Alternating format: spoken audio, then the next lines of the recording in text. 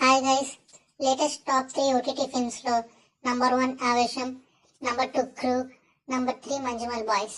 మొత్తం రివ్యూ చూడడానికి ఈ పైన లింక్ ని క్లిక్ చేయండి. ముందుగా నంబర్ 1 ఆవేశం.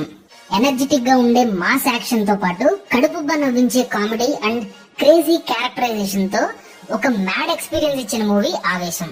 కాలేజ్ లో స్టూడెంట్స్ మధ్య జరిగే గొడవల్లోకి అనుకోకుండా ఒక గ్యాంగ్స్టర్ వస్తే ఏమవుతుంది అనేది ఈ ఆవేశం సినిమాలోని కథ.